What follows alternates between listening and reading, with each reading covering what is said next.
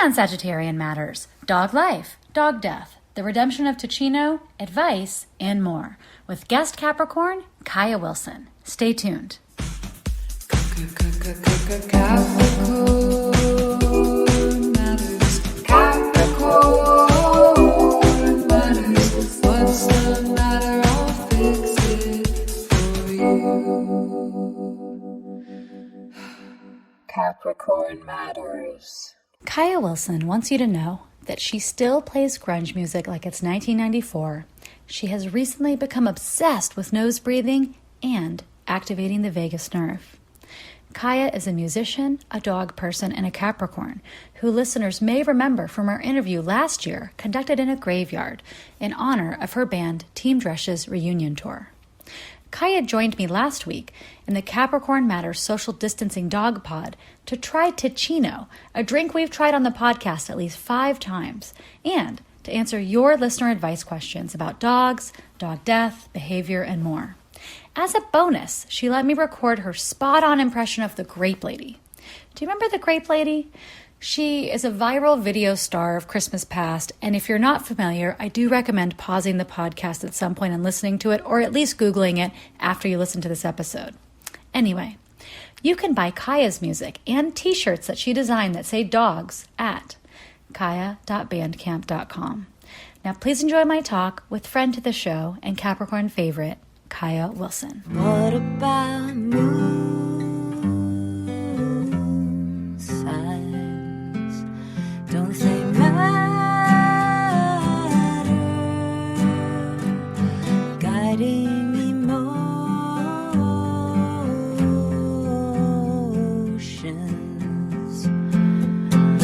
matters. Moon sign matters. KAIA WILSON, you're a Capricorn. I am a Capricorn. Would you prefer the Capricorn Matters theme song for this episode? Oh, yeah. I love that. I'm so glad that got made. Oh, Carolyn Pennypacker Riggs is our resident musician, and she really delivered on that one. She's a big fan of Capricorns. She loves Capricorns. Capricorn matters. Capricorn matters. What's the matter? I'll fix it for you. Capricorn matters. It's perfect. Do you feel? No, I can't fix things. It's Do you try? Can I blame my right? I'm Pisces rising. Cancer moon. Cancer moon, that's why I can't fix. I try. Yeah, I try to fix things. Well, emotional things I try to fix. Very codependent. KAIA, I've heard you say before you're also co-dog pendant. Is this true? I think anyone who knows me knows.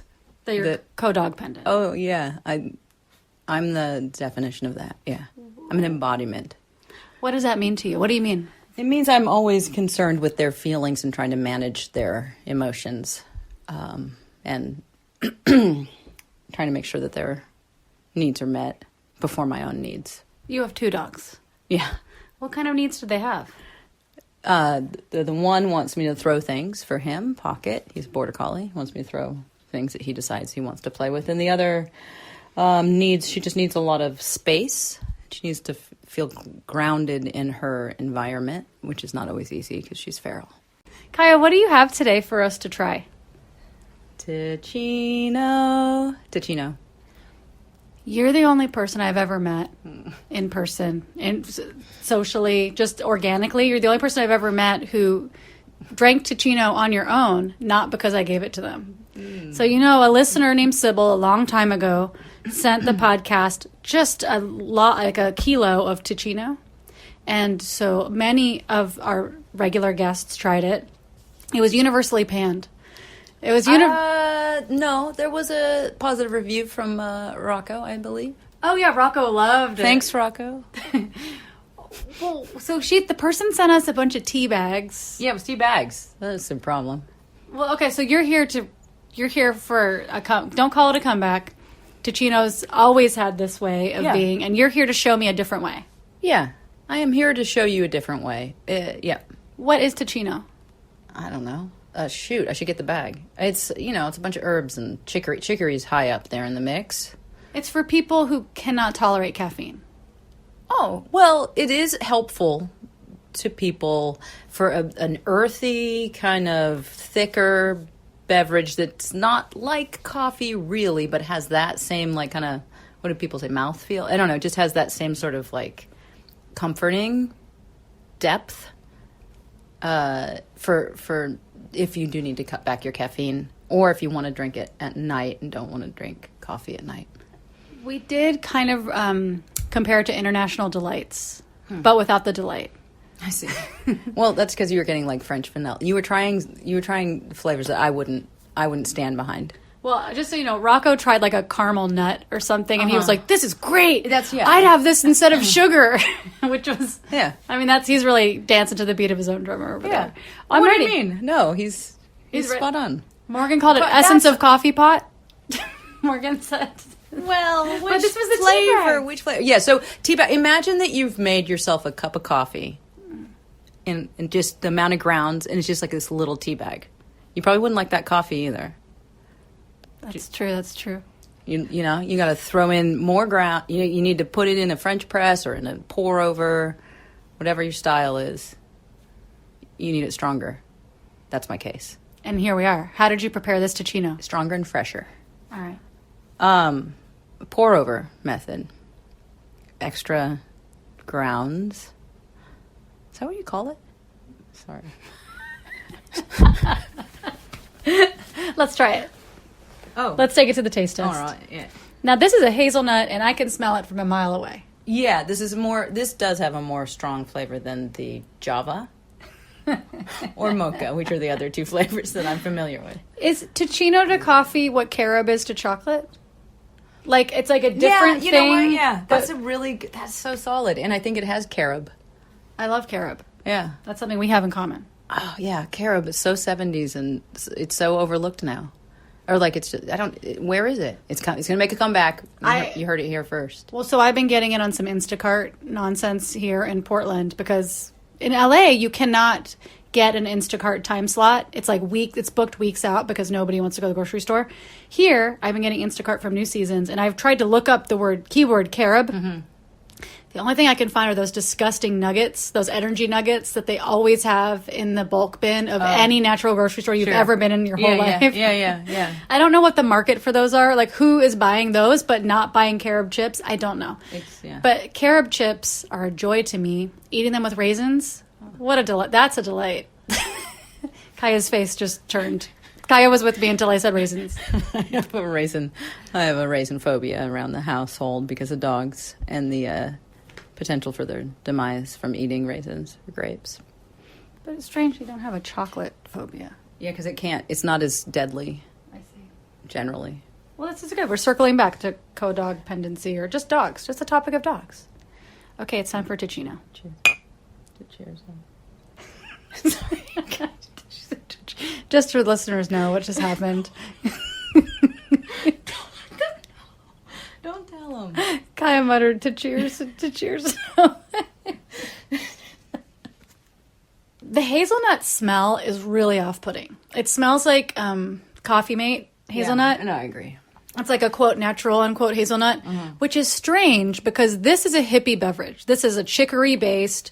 It's like chicory, carob, that was like a bunch of herbs, and it's like a very natural thing for people that are like wanting to drink a natural beverage and not pollute their body with caffeine. And so for it to have that strong like natural flavor scent is off-putting. However, the taste of it is deep. And it tastes like if you've had, is it like Morning Thunder or like whatever chicory-based tea exists? It tastes like that, but it's creamy. We put some oat milk in it. Yeah. It's creamy. It's deep. If I needed to drink coffee, like if I had the impulse to drink coffee at night, but I knew I shouldn't because I wouldn't go to sleep, and I wanted to trick myself into feeling like I was being a badass, I would drink some of this. Yeah, really. I love that response. It's also really soothing in the winter when you want to drink hot beverages, and if you're in Portland or in a colder climate, you want to drink hot beverages a lot in the day, but you just can't drink coffee after coffee after coffee at a certain age. What happens? heart palpitations, actually, if you want to know my reason. I do want to know. Yeah, like premature ventricular contractions. Is this what led you to Teeccino? Yeah, actually. It's what has led me to Teacinno time and again when I couldn't have that fourth cup of coffee, for example. Right. The podcast, I should say, has never been sponsored by Teeccino. We've never reached out to them. You paid full price for this. Yeah. Oh, yeah. The other tea bags I got, a listener didn't, I don't even think she worked for them. She just thought I might like it. She wanted to hear us talk about it, and talk about it we did. I sent you all the episodes. Yeah. We talked about it at least 3 or 4 episodes. Right. I really enjoy, even when you aren't happy with your Teacinno results, I enjoy your conversation. I love any taste testing conversation is up my alley. So, but I knew when I heard teabag, Yeah. I paid attention to that because I knew that you should be trying a pour over version of Teacinno. You might have a different result. Well, I did have a different result. I give this a thumbs up. Yeah. I'm going to say a thumbs up. Do you have any other tasty notes to say about this? I mean, it's got a natural sweetness to it too. So if you like coffee without any sweetness, this might not be up your alley too. But I like a little sweetness from like the oat milk, and then also from I think there's carob. I really think there's carob. To me, it's in the same family of like, it's a cold day, you want to have something, but you're not ready to get jacked on caffeine. This is the same vibe as, to me, it's the same vibe as like a latte or a chai. Oh yeah, same chai. vibe as I in my brain would categorize this the same place as golden milk and chai. Is Teacinno. Well, there's something comforting about it somehow in a different way than is just jasmine tea would be, or something, which is also got its own place. But that's more like, to me, that's more invigorating and like. That's I want to have a good time. I'm drinking jasmine tea. Yeah, this is like, I already had a good time. I just want to stay exactly where I'm at. Yeah, you're sitting down end of the day on the couch or whatever, and you read. And you like a mocha-ish kind of beverage, but you're not looking for that. You don't need all that fun. Come on. That's too much. It's too aggressive. Today's episode is brought to you by Emily Helmus, Jamie Rabin, Maria Turner Carney, Shoshana Ruth Wechter, Christy Herod, Mary Pinson, and Joey Soloway. If you would like to support Sagittarian Matters, especially producer Chris Sutton, please send $5, $5 million, that's your business, via PayPal to hornetleg@gmail.com. That's hornet like the insect, leg like its appendage at Gmail. Or, this just in, he's got a Venmo. It's Hell Books on Venmo. That's HE double hockey sticks books. Thank you for your support, and we look forward to saying your name on the podcast. Producer Ponyo looks forward to it too. Don't be scared, that's just Ponyo's new speaking voice. KAIA, we're here today to ask you some advice about dogs. I'm going to start with a softball, which is something you know about. Well, how would you advise listeners to choose a dog? It is a pandemic. There's a lot of dogs looking for foster homes. People are doing a lot of pet grinder. They're doing a lot of like scrolling, looking at a pretty face, looking at a sad story, being like, maybe I should take this dog because it's like a cute looking dog, or it's scruffy, it looks like a puppet. How would you advise somebody choose a dog? What are the most important things to think about? This is something I have strong feelings about, and thus I thought you might have strong feelings. Yeah, sure. I do, because I think a lot of people take on dogs because of how they look, or like you said, a sad story, or what, there's a number of reasons why people get dogs and why they get certain dogs. The thing to think about is, what is your life like? What do you want your life to continue looking like with a dog in it? Because dogs are very sentient and very centered generally on engagement with humans, much more so than, say, a cat or a ferret. You go on. But so I would say, like, a lot of people are like, I want this kind of dog. A lot of times it's because they grew up with that kind of dog, or there's something in their childhood. But I would really my advice is to take breed out of it as much as you can, except to the point of where what characteristics behaviorally do some breeds usually come with, such as a border collie. So if you take on a border collie, you need to know that you're a herding dog. They may run more sensitive. They may have a hard time with sounds. They may have and then they're going to have a need to work that is different than this Chihuahua. Well, so like a herding dog, a corgi is also a herding dog. Sure, yeah, So a herding dog, they were born with a job. Mm-hmm. They were born for this job. Their brain is oriented towards this job. And so you need to do something to either mimic this job or wear them the fuck out, or else they're going to be a terror. Yes, right. So I do believe that all dogs have the same thing, though, where they all dogs can benefit from some sort of from enrichment in different categories, and some is breed specific, and then others it's just you find out what they like, and you codependently align with them, codependently align your life to meet all their needs. Well, it's just like Ponyo. A Chihuahua is basically made to sit on your lap, but also guard the perimeter and bark. They are. And so Ponyo's worst quality to me is that she's always going to bark when she hears something. Mm-hmm. She's doing her job. She's doing the Lord's work. Mm-hmm. This is what she was born to do. Right. But that's all. That's kind of it. Right. Ponyo, like if I don't exercise her for a day, which, I'm not advising, but if I don't, she's not going to be tearing shit up. Right. She's going to be like, oh, bummer. Right. But if you get a box or you get a pointer, you get any kind of those mixes or full-bred dogs like that, you are going to just know that they might ruin your life, but also you may ruin, more importantly, in my opinion, you may ruin theirs. Like, don't get a dog if you can't give it its needs, and you can give, there's a dog for you.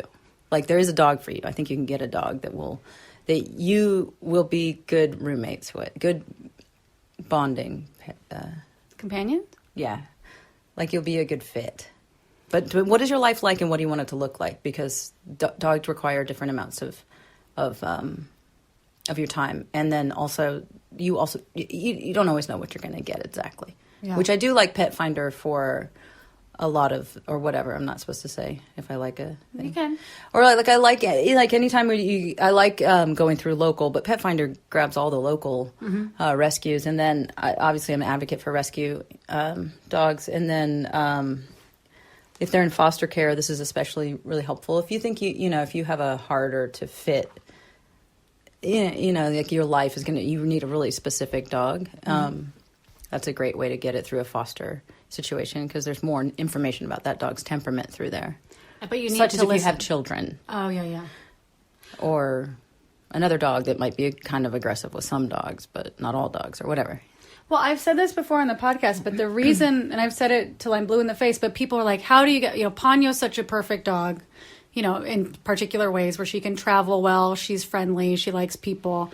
And they're like, how did you find this? And it's not because I was such a genius. It's just because I talked to the people who worked at the rescue and I listened to them. Yeah. I went there with an idea in my mind of the dog I wanted. And then I was receptive to actually understanding what that dog was telling me about himself. I went and I was like, I want a poodle. I want a poodle. That's what I want. I'm having a hard time. A poodle seems soulful. They seem smart, small. I could whisper my secrets to it. I could cry into its curly human fur. Great. And then I met this poodle, and he was not the dog for me. He peed on the ground in front of me. He was like, look, I'm not house trained. I'm not interested in you. And now I'm actually going to fall asleep. Can you please put me back in my cage? I'm done here. Okay. And I listened. It's just like when you meet a person and there's red flags, you can look at them or not. And I was like, I'm meeting this dog showing me that he's none of the things I wanted. And he's actually some things I don't actively want. And so goodbye. He may be thinking the same thing when he met you, which is why he's showing that. He's just like, there's a different, you need to be 60 plus. 60 plus. It's my minimum age requirement. He's like, you need 60 plus, and we're going to have a wee pad, like carpeting on the entire domicile of where we live. Because I was raised in a horde, and that's what I was bred to do, is pee in the house. Yeah. Whereas, Ponyo was sitting on the desk when I walked in, and I was like, oh my God, who would let a dog sit on the desk? That dog... and then they were like, you need to look at this dog. She is the best dog. And I was like, ew, I never want a Chihuahua. They're too shaky. And they're like, no, look at her. And I listened. Yeah. And now here we are. Yeah. You can seek out information from professionals. There's a lot of stuff online. Dog trainers know an awful lot about different, could maybe help you make a choice too.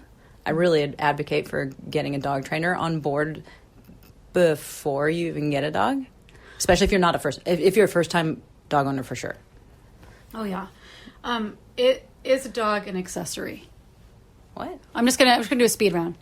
Is a dog a good photo prop? No. Is that a good reason to get a dog? No. Is it a good reason just as an accessory? No. Also, I have to say, Ponyo travels a lot. Yeah. But that's her temperament. Not every dog would love to travel and get shoved under a seat of an airplane. No. So many dogs run so much more fearful. That's one thing I see a lot is that people get dogs and they're like, they can do anything. And it's like they're actually just, they're scared. They're not trying to act out. They're just afraid. And you can just take it at their pace. Like, watch them. Learn their language, too. Ooh, oh, yeah. But this is more advanced about then. This is after you've got the dog, but... How do you feel about, and this is deep in the weeds, we've already selected a dog. Yeah. Listeners have already selected a dog. Uh-huh. They looked at a dog that, you know, if you think a dog's not, like maybe there's a cute dog on Pet Finder because he has a spot over his eye and you can't believe what he looks like. Yeah. But not a lot of other stuff is on it. Look at a dog that you maybe weren't as attracted to at first. Oh, yeah. Just based on temperament. I would say more on temperament and what they like to do, way more on that than on what they look like. I mean, I feel like that should be one of the last things, because how's it going to fit into your life? And you're going to make the best bond with it that way. And you maybe you have a lot of time and you want to take on I think you call it a project dog. Is that what you call it? Or like a dog that's maybe more, will require more work and more like seeking of, your patience will be tested more and you'll need to put a lot more time into it. And that's great. If you have the time and can do that, that dog needs you. And that dog's out there. But if you don't, then get the dog that makes sense to your life. And are you going to travel a lot? Are they versatile? Can they go to your friend's house? Can they go to boarding? A lot of dogs are very afraid when they're in boarding situations, and you're basically just sending them to, anyway. Sending them to camp. Sending them, but They don't want to go to camp. They don't want bad camp. Bad camp that they don't understand. No. Well, they don't want to be away from their pack. Yeah. You're their pack. You're their person. They're relying on you. Well, yeah. They're just scared in a new environment. A lot of us are. I can't recommend more for first time dog owners getting a senior dog. If you have space in your heart for a dog at all, and you are like someone who works at home, or you just don't have that much energy to be like running around all the time with the dog, a senior is like, if you look at your friends who are cuddling with their dogs in bed and you feel jealous of that, a senior would love to cuddle with you. They would love to nap at any time. They love to nap all day long. Yeah. You just need to prepare yourself a little bit for like medical bills as they get up there. Yeah, there's, and just be ready to be attentive to that and be like, oh, your teeth. I need to take care of your teeth. Oh, and then prepare. You're like, oh, this might be a shorter trip together than if you had a puppy. Yeah, well, but when you get a senior dog or a dog that's an adult, you also have what you're seeing is more what you're getting. A puppy, that's on you. That's whatever happened before you, which you don't have any real influence on. But then it's on you, and it's much more. There's much more care that would need to be taken when you get a puppy. There's much more time and care and prioritizing that puppy's socialization process. To me, it sounds a little bit like having baby animals. To me, I feel close to like baby human. You're like, oh, this was so cute, and now I'm giving it back to its parent. Goodbye, that was wonderful visiting you. A kitten, I've had kittens before that I was like, oh, it's so cute when you're first playing with them, but then when you can't walk away and they're just crying and crawling up you, it's just, if you're not ready to be a mother animal. Well, a puppy crying, a puppy needing you to teach it literally every single thing. Yeah. Socialization, manners, how to walk upstairs, how to walk through doors. Yeah. How to interact with humans. It's so much like, if you're not prepared to be a parent, it really is much more parental than a cat. I mean, we don't expect them to do what we expect. We expect so much of dogs. It's really, oh yeah. We're like, you can do it, right? You're a dog. And it's like, no, they need to, at their pace. All dogs are different. Dear Sagittarian Matters, I'm currently visiting my family in the Midwest because my grandma recently passed away. My parents have 3 geriatric dogs. One of them is doing very poorly, much worse than when I was here a year ago, and she wasn't great then. She's deaf and blind and doesn't seem like she can even smell very well. She used to get incredibly excited to see me, but I'm not sure she even realizes I'm here right now. She cries constantly because she's so miserable. I've expressed to my parents that she needs to be put to sleep. I can see clearly that it is the kindest thing for her at this point. I think my dad is on board, but my mom is a tougher sell. She feels like she's killing the dog and that it's selfish. I've told her it's exactly the opposite of selfish and that it's much more selfish to keep her alive. I think she knows this logically, but she is letting her emotions get in the way. I'm not really sure what to do. It's killing me to watch this poor dog suffer so greatly. I do understand my parents wanting to wait until after my grandma's funeral to make a decision, but I really don't want her to suffer another minute. Signed, Suffering in South Dakota. Okay, this dog is deaf and blind and she seems maybe a little senile. Well, crying all the time that one stands out. Yeah, to me, deaf and blind, you can have a wonderful life. Yeah, exactly, and even maybe a little bit senile. I don't know. Yeah. But vocalization, for a dog to reach a point of vocalization, I think is a pretty strong, because dogs are often very stoic, beagles aside, and so I think that's a definite. The dog is communicating that, and is old already. I'm sure has had a wonderful life. So I understand this person's sadness watching a suffering friend of her. I imagine it's a friend of hers. Which one's off? I don't know. I don't know. It's better. Yeah.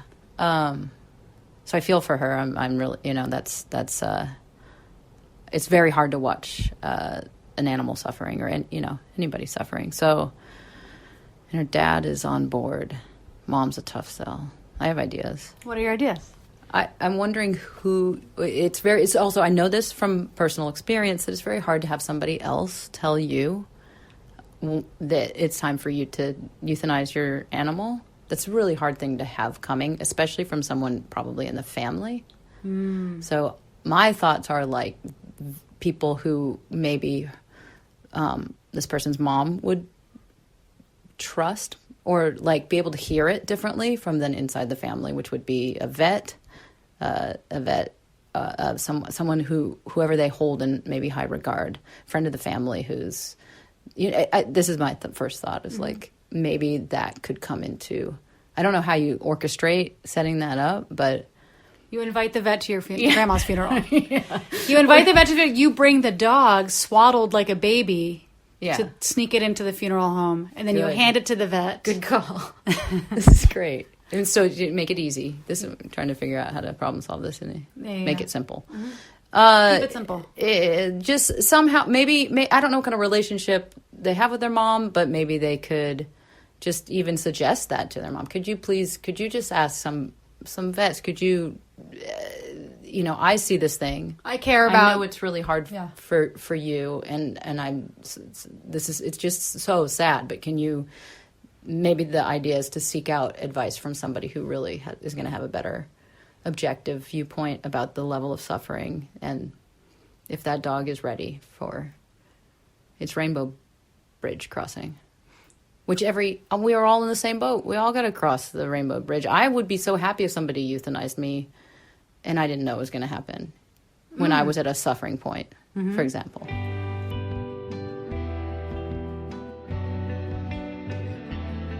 Hi listeners, it's me, Nicole. If you would like to support me and Ponyo, in particular our comics and animal illustrations, go to patreon.com/NicoleJGeorges, and for as little as $2 a month, you can have access to hundreds of pages of otherwise unpublished diary comics. For the price of one cold brew plus tip, you can become an honorary Sagittarian. And for the price of 2 vegan cupcakes or 2 vegan donuts, you can become a Ponyo's Friend Club member, at which point you really start raking in goods, including new buttons. Check it out. Patreon.com/NicoleJGeorges.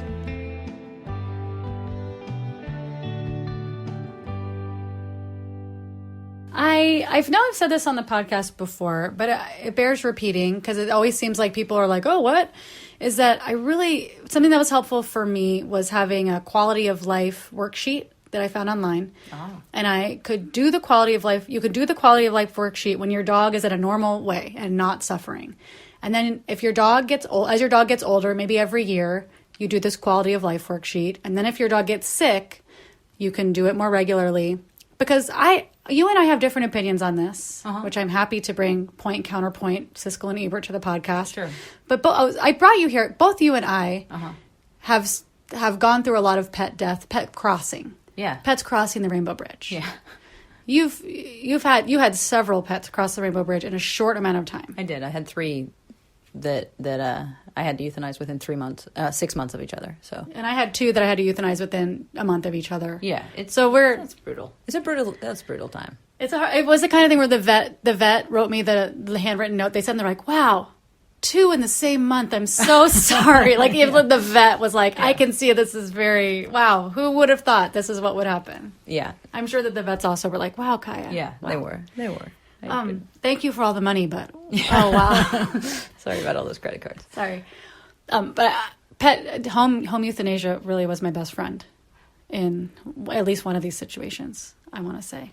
It's how I did all of mine, and I very strongly advocate for it if you have the resources. It's costs a little more. But not even so much more. No, and you'll never want that money back. That's true. And it's not so much more. And you get, it's a really nice way to be in this space, especially for the pet. Well, I mean, my dog Wishbone. Yeah. I can empathize with this writer, the person who wrote the question, because Wishbone had kidney disease. She was a little terrier with a mohawk. She had kidney disease or kidney failure, whatever. She was eating a special diet, and then she started getting bumps. That's fine. But she had dementia, so she would pace back and forth whining all the time. And I would be like, there's the door. You could go outside. You have a warm bed. You just ate dinner. What else could you... And she would just pace and whine and and just stare at nothing. And she just had dementia. Yeah. And then eventually, like, one more extra thing happened. And then it was just time. Yeah. She was done. She was like, she got a tumor or something. Okay, yeah. So it was time for her to go. And I called the home euthanizer. And then while I was waiting for them to show up, she fell asleep on my chest. I just sat in a chair with her. She fell asleep on my chest. I put a blanket over her. She fell asleep. The lady came in, and Wishbone just got to fall asleep on my chest and just never wake up. She wasn't scared. She wasn't, she wasn't stressed out. She didn't have to smell the vet or feel that feeling. She just got to be at home. I mean, that's really lucky. Really very nice. And it was ideal. It was nice. Yeah. And I feel like, Beja's, I want to talk about it. But, if she would have had to go into a vet office, it would have been different. Yeah, indeed. I'll say, I don't know if to share a story of my. It's so hard to make the call to euthanize. So what you're saying, the worksheet, that's a really cool resource. I didn't have it. I had my own brain thoughts of like what their quality of life balance was. Like, oh, they are still eating, check. Or they are still want to fetch the ball. They still want to go on walks. They're still chasing a rabbit. All right, they don't look great, or they both had cancer, so it was like it's a very specific kind of. They were young, a little young to die, but I had a balance sheet in my head, of like when is the suffering going to be is pushing above their joy to be alive, and I did and at a point I was just like, I don't know how to make this call. I'm so confused about how to. When is it? I see suffering, and then the next day I don't, and it's very hard. It's really you have such a bond, and they're like and for me it was like my child or whatever. Like, and I have to euthanize. Now I have to kill it. This is like it's just heart wrenching, and I did seek the a more objective viewpoints of several vets. One of whom said a thing to me that was along the lines of it's better a minute too soon than a minute too late.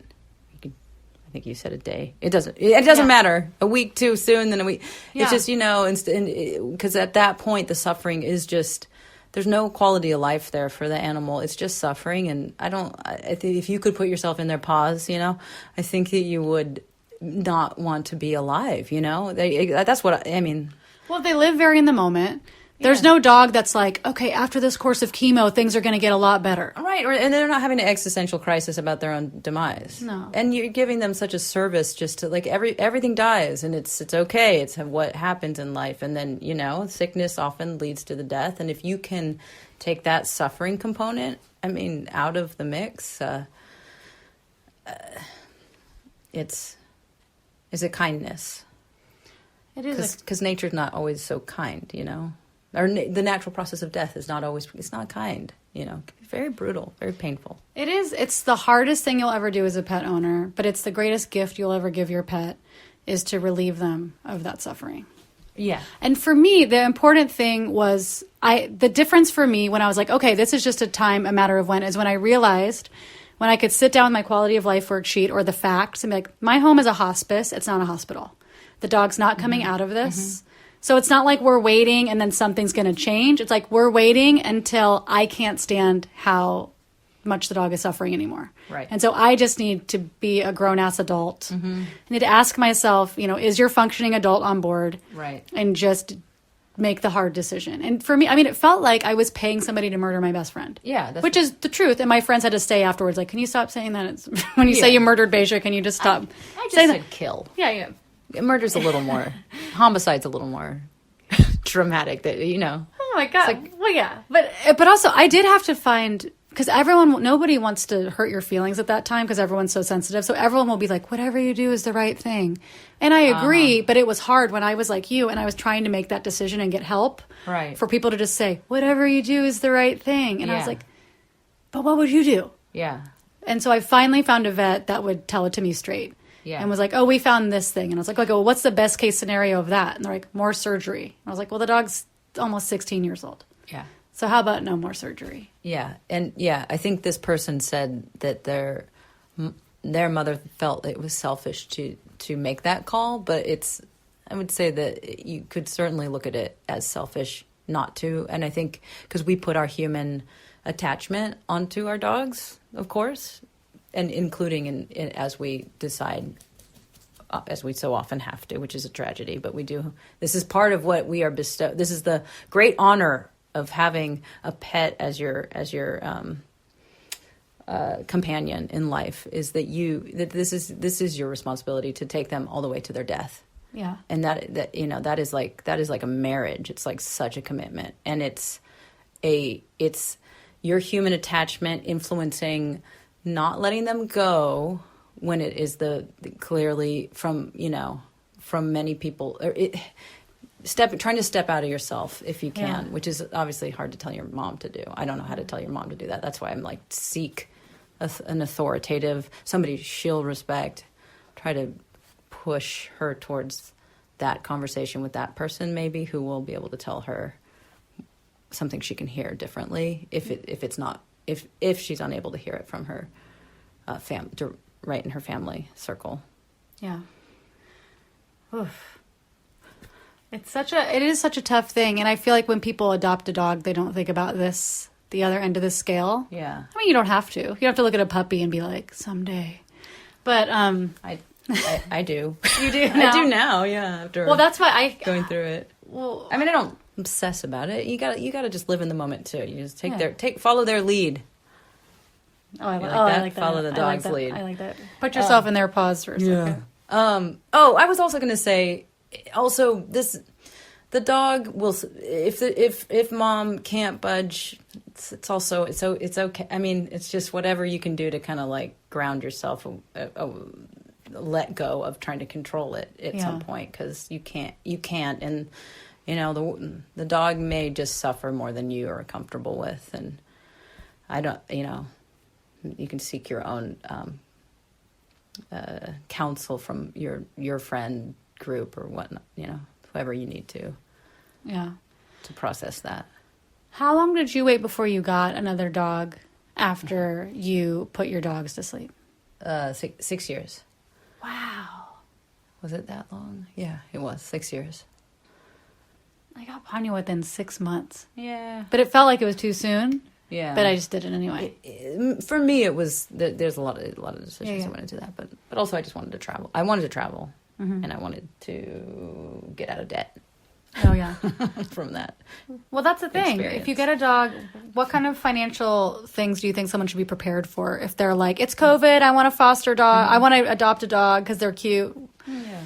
I think, you know, they have that on like a worksheet at the Humane Society, like how much money do you expect to spend on this dog? Yeah, exactly. Well, it's so weird to think like, oh, that's right. Like, my dog might get cancer and it might cost me $15,000 or whatever it might be to like try to put them through treatment. And what are you are you the kind of person, are you like me, who's the kind of person who will just go into credit card debt because you can't not, if there's something to be done, you can't not do it? Or are you a person who's like, it's more practical about it and it's like, this is the amount of money I'm willing to and able to spend, and I'm not going to go into credit card debt? And sorry, I don't know, like it's important to think that like if you're going to have that bond with them, they're going to be an expense. And caring for their vet care, or paying for their vet care and their all the things. Yeah, you just got to think it through. You need to think, what's your backup plan if something happens? Like Ponyo, I got her, I was like, I had the perfect dog, can you believe it? And then she went blind within like 2 years of me having her, and she was very young. And then they were like, oh, you could reverse it in one eye for like $4,000. And I had, $5 to my name probably. Yeah. And so then I had to hustle to think of how to do that. But so just think in your head, if something happened to this animal, what's my hustle plan? What's my backup plan? That was part of why I did not get dogs for 6 years, because I did not have the financial resources for it. Yeah. Well, you were still paying off the beautiful lives that you gave those other animals. Yeah. What's the last thing I want to say? I can't remember the last thing I want to say about dogs. Do you have anything else random you want people to know about dogs or to think about dogs? Well, I can't advocate enough for just learning some things about dog behavior and dog body language. Can you tell us something? Well, there's so many resources. There's so many resources of lovely trainers out there who can guide you about, like, I see so much of the time people who don't know how to speak dog, but it's actually a language that you can learn. You can learn their body language and know what it means, and then you can make decisions advocating for them better and not putting them in situations where they're fearful or that they're going to have an aggressive moment or whatever. Great. There's so many positive reinforcement only. That's my. There's force-free training. There's people training like zoo animals to, like, fish to willingly swim into a net so that they can be transferred to another tank, but they train them to make a decision to yes and no. They don't have to swim in a net. They have a choice. There's this whole cool new way of training.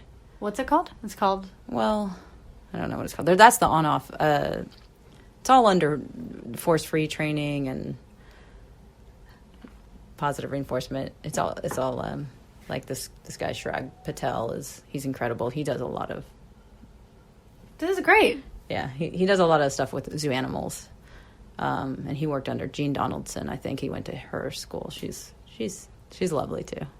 We could go on and on about what is punishing, right? But fear to me can be as punishing to a body as can actual physical violence. So it's like, of course you see a person hitting their dog and you're like, that's terrible. But if you see a person like trying to get their dog to do something scary and you can see the dog is like, no, I don't want to, but they're still like kind of like pulling them along through a scary situation, to me that is like, you might as well kick your dog. Like, it's like that is clear to me that from that dog's body language that they are. What's scary? Like what kind of thing? Oh, I mean, it's all about the individual dog, but some dogs are scared to just be around a man wearing a hat. You know, like, yeah. So it's like, it just depends. But the bottom line is I see more so than obviously I see people I don't see people like hitting their dogs out in the world, but I do see this a lot, which is why I'm advocating for learning dog body language, because putting your dog in fearful situations and then not figuring out that you can actually help them manage that situation by giving them distance from the fearful thing. Or doing it with treats, pairing it with treats, and like trying to condition them to feel differently about the thing that's scaring them. Because you're like, what are you scared of? It's just a hat, you know. Yeah. But in their brain, they're seeing something totally different, like a monster. I don't know why, but it's just dogs. They're just different than us. I do sometimes. I really like. I had a friend before that said we use the word operator error. about like if you do something sometimes and the dog misbehaves because like you left your sandwich on a low table and the dog eats the sandwich. Instead of getting mad at the dog, you have to be like, that was an operator error. That was like, I need to take that on myself. Yeah, dogs. That's my problem. They're living in their, like, they don't have morals. They're not like, they don't understand when a thing is right or wrong, actually. They understand when their person is upset, but they're mostly are just confused. They're just like, wait, why are they upset? They're doing the upset thing. Why are they upset? Yeah, I'll look scared or sad because Right. I really don't like it when your vibe is like this. Yeah, but they don't actually. They're not like, oh man, I really shouldn't eat this sandwich because it's theirs, and then they'll be sad they don't get to eat their sandwich. They're just like, holy shit, they left There's a sandwich. a straight up meat sandwich in front of me. Yeah. Like, that's so nice of them. Well, it's good to remember that. To be like, fortune. I feel it's a little bit like when you argue with a child you've already lost, where I'm like, if you get mad at your dog, you've already lost. Like, what's the matter with you? Yeah. It's just, I mean, do I want my dog to bark all the time in my ear? No. No, I mean, do we sometimes get a little frustrated? Sure. We're they get frustrated with us. But yeah, I'm just an advocate of also trying to help dogs through fear, which I see a lot of out in the world. Mm-hmm. And a lot of aggression, what gets labeled as aggression in dogs, is fear-based too. Mm-hmm. So ultimately, tackling what are they comfortable with, knowing their comfort. Yeah. Kai, I have one more thing that needs to happen on the podcast. Will you please do your award-winning Grape Lady impression for me, for our listeners? I sure will. I'm gonna scare the dogs, but yeah, I sure will. You're going to scare after we talked about fear in dogs. Dogs? Yeah. Something's about to happen. Mm-hmm.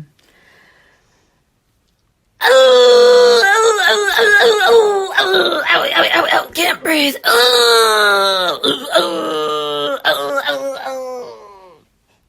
Oddly, nobody got that scared here. Youch.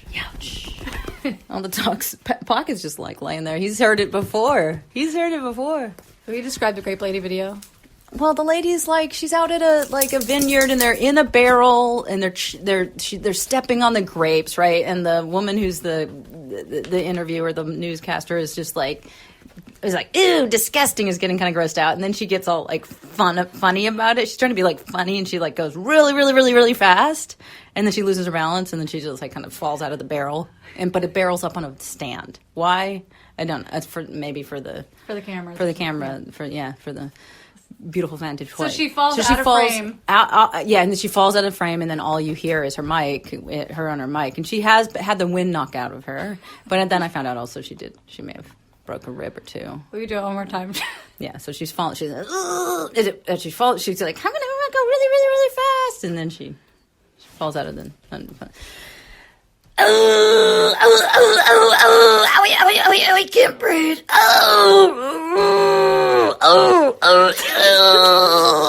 Goes on for so long.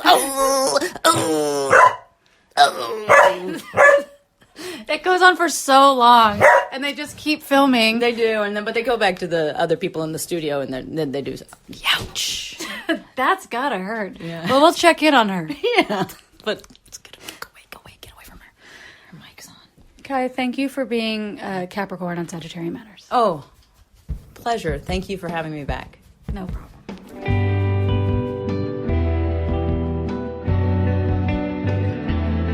Sagittarian Matters is produced by Chris Sutton, with assistance by Ponyo Georges. Our theme music is composed by Carolyn Pennypacker Riggs of the band Bouquet. Thank you for listening, and I'll see you next time. Sagittarian Matters. Pocket, speak. Pocket, speak.